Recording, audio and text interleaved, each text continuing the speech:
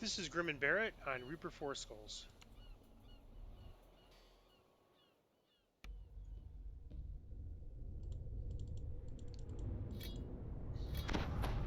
So this is one of the easier quests for a melee build, with the caveat that obviously having enough hit points to take the damage. The end boss does quite a bit of damage, light damage, and so that'll be a challenge.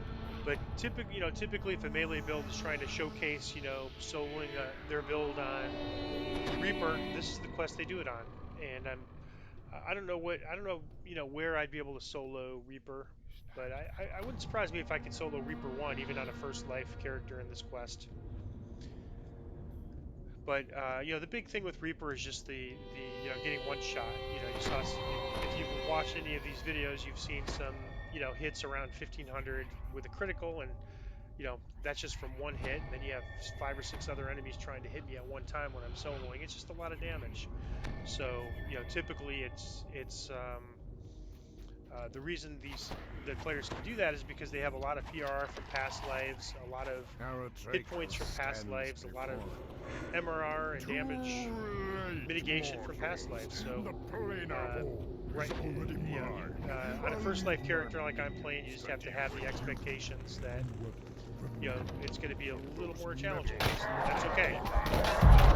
It's a game of progression. I think people forget that sometimes. That the goal is to progress and get better, not to be perfect. Alright, we're going to do another dire charge. And so, next life, comparatively speaking, we're going to be way more powerful than we were the first life, because I started with 0 Reaper points, and now I have 16 and close to a 17. I'll probably get at least a 17 point before I TR.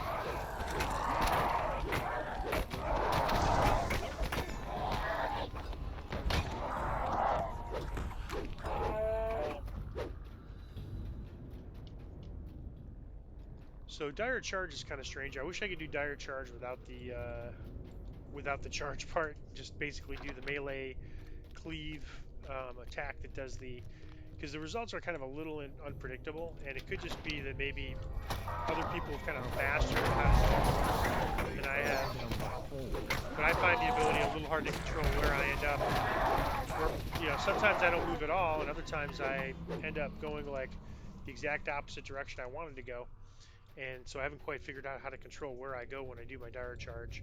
But if you're going into a mob, then usually, like here, right, like that, why did I end up in that wall? I have no idea.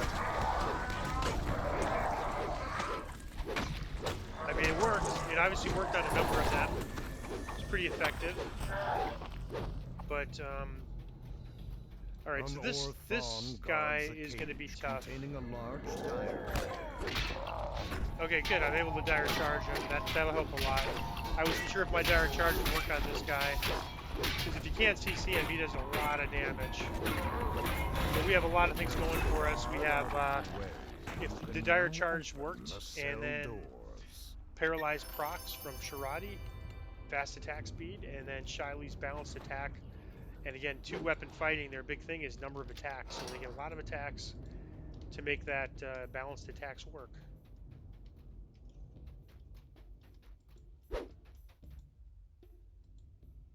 The bear nods. Grakoth begins to quietly speak to the animals, calming the frightened beasts.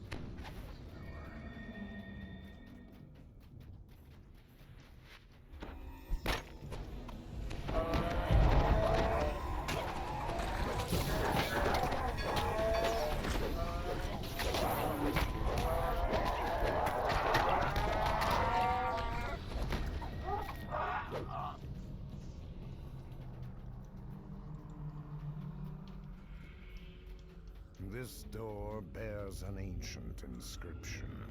A hum of powerful magic pulses inside it.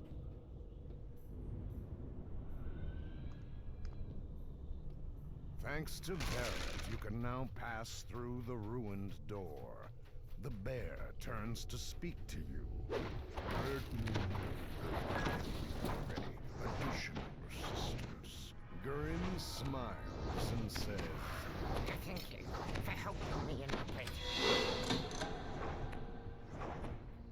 And you can see that basically they just walk right through the trap there. I got one trap. I don't know if there's one on the other side. It looks like he's got the, and there's one. Yeah, it looks like there's one in the middle too.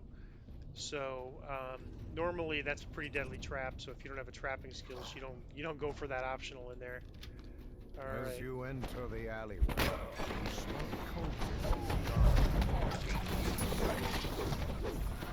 So these aspirants hit especially hard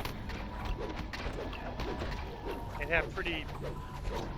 I think it's the aspirants that have pretty high fortitude saves. I kind of forget. But one of them has high fortitude saves, and the other has high will saves, and I forget which is which. But the dire charge is working pretty well here. They hit super hard, so I'm glad it's working. All right, we got some. They're a little bit too spread out there. So I'm going to use my big ability here. Tough fight, got a Plague Reaper, and a bunch of enemies hitting hard. Dire charge. I get this Plague. There we go.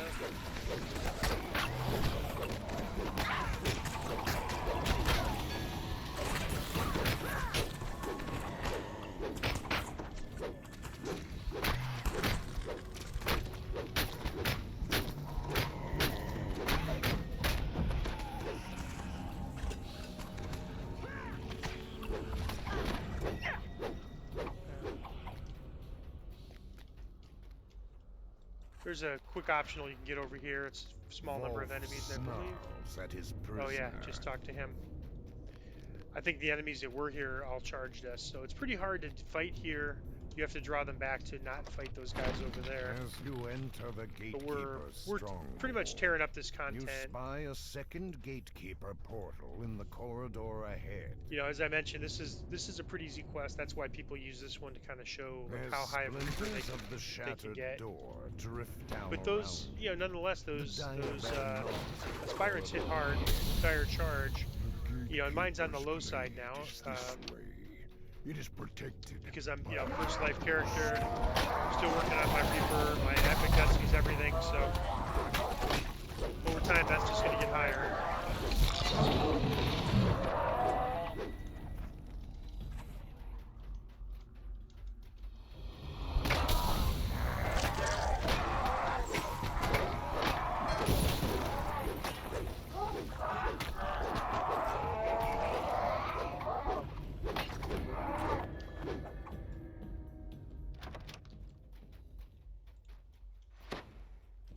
Well, I'm going to shrine, but first I want to clear these mobs.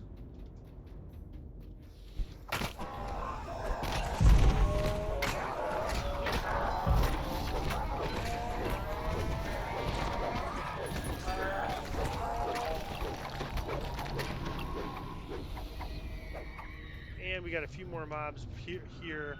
I guess we'll go ahead and shrine now, and then get these mobs, those mobs later. Since we're not really having trouble with mobs. Normally I get those mobs and then shrine, but there is a lockout mechanism there, so if somebody goes too far in, they lock the door, and so we want to make sure we're all going in at the same time, and you know, not everybody's necessarily familiar with that lockout mechanism, so we want to make sure we don't put people in a position where they accidentally lock out the party. So that's why I'm going to just get those mobs after shrining instead of before.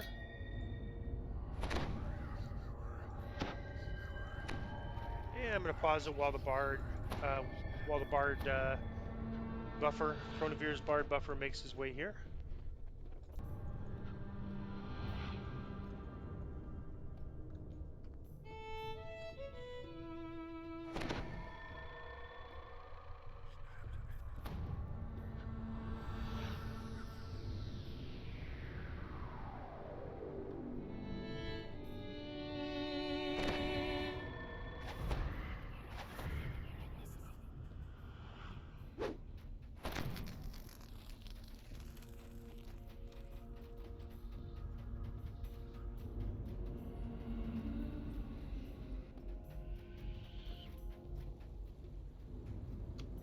The stone door rolls open.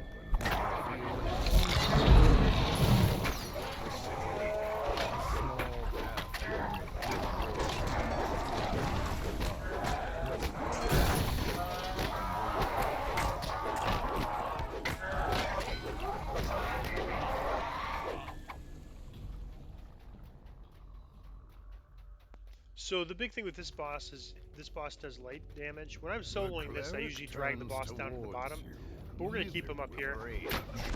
These bushes, I don't know if these bushes Disqualified. can be dire charged. They're living, so you'd think they could, but they're not intelligent, so I don't know. Let's see. They're certainly not evil unless they're somehow possessed. They actually hit pretty hard for what they are.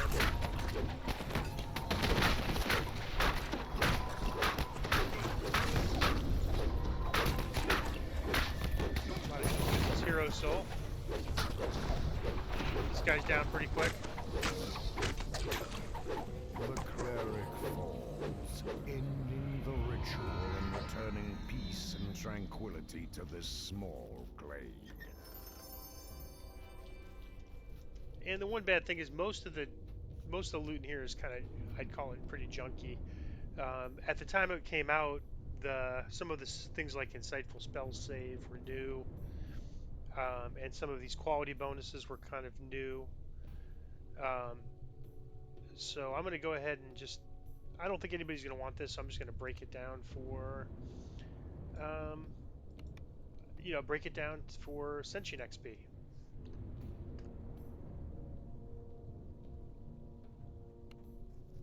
And that is 4,032 Reaper XP for 11 minutes. So you can just see just how much you get here and why I don't really worry about what skull I run at heroics, because it's going to make the difference between 20 or 30 XP pretty ridiculous when you could be earning 4,000 in 11 minutes at level 30.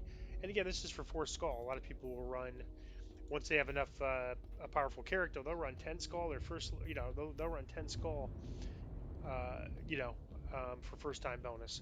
But right now, I think 4 skull is a really good skull. And the reason is that once you get to 5 skull, you start getting these orange name Reapers, and they have some like evil attacks that do 2,000 plus damage. So it's pretty rough. I think 4 is a good starting point, or I'll call it a maximum point for a first lifer. And that is Grim and Barrett on Legendary Reaper 4.